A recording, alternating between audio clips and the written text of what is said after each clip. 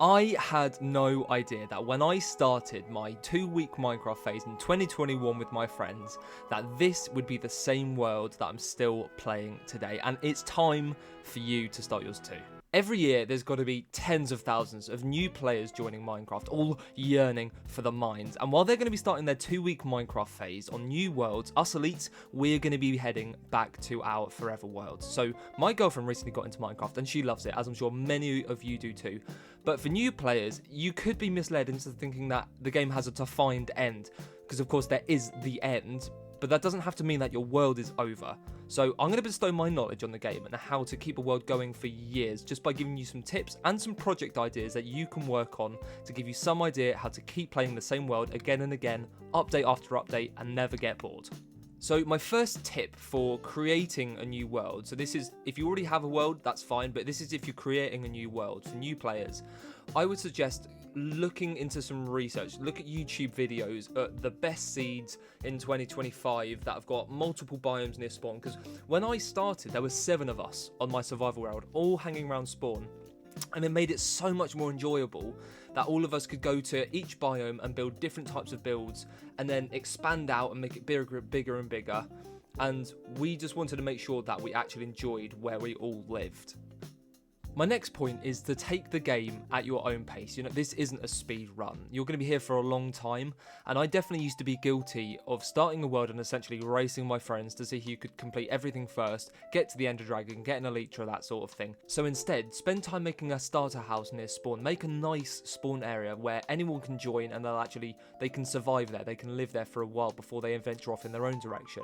And then slowly, after you've done that, you can look for your own spot where you can see yourself living more permanently. And to get across the world, try, breeding horses for the perfect balance of speed and jump height, or spend time creating a nether track system, which is way more rewarding than actually flying around everywhere just to save time. Spend time creating a story of your world. This leads on to my next point, which is it's okay to take your time. Because you're in no rush, that means that you can have several projects going on more than once. Like, for example, this sea monument that I drained. I did this probably 3 years ago now, and I was so tired of draining it that I literally haven't touched it since then. So if you get bored of one thing, you can head on to the next. And not everything has to be a mega project either. Like, we're not on Hermitcraft. We don't live on this game. So take things at your own time, because it is more than fine to have a couple projects going on, because you can go back and forth between them and it stops you from getting bored as well. So my next point is to create a list of things you want to accomplish, and don't settle for convenience. It's so easy to build a basement in your house and have your villager hall there, your super smelter there, all your crafting stations there, your storage system, your food farms. It's so much more rewarding to build above ground. Create a village where everything has a designated building.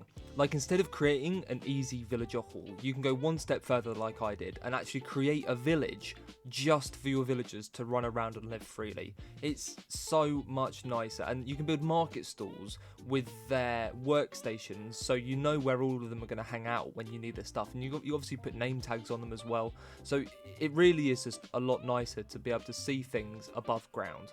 Now, of course, you don't have to prioritize these in the same way that I'm listing them here, but after you've made a villager training hall, so you can get all of your enchantments, get all of your armor all prepped up, you can go into your super smelter, make a mine shaft that goes down, build scaffolding to hold the roof up.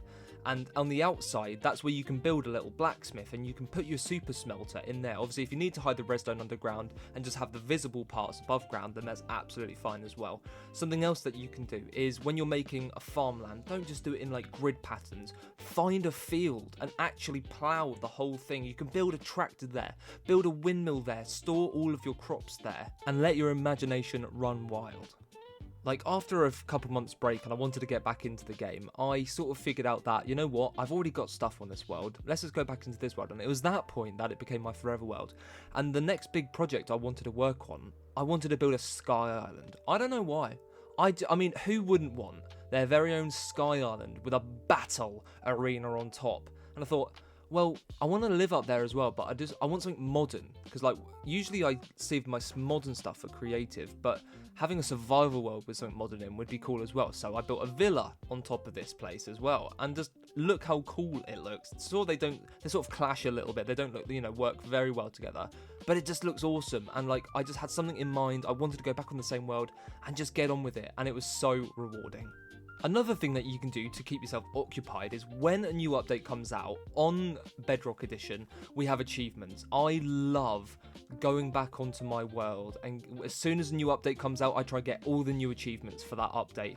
Not only does it give you another reason to explore your world again, but your world just feels that little bit more complete. You go out, let's say 10,000 blocks to where there's a new area that's spawned in, so you can go into the trial chambers, and then you can also build a little castle there or something along the way as a waypoint. Now, this next tip is a little bit controversial, and it's because it's enabling keep inventory. Yes, I know. Okay, look, guys, I get it. Right, I figured out a way to basically turn keep inventory on, but also keep achievements enabled. And when I turned keep inventory on, all of my friends wanted to join the game again, and we were enjoying the game a lot more. Look, I mean, the option's there for a reason, as it is in many other games now as well. And obviously they didn't have to fear about losing all their things and starting again. One of my last points is that if you do get to the point where you're like, okay, I'm ready for the Ender Dragon now, we've sort of done a lot in the game, and we want to get Elytras. Getting an Elytra is essentially just the start of a new era on your world, because you can go out and build a gunpowder farm above an ocean somewhere, and a huge sugarcane farm as well to get, rockets. This means that you can explore more freely on the surface and discover new places you haven't been to yet. There are loads of projects you can work on purely just for fun too, like build an amusement park with working mini games, and of course charge your friends an entry fee.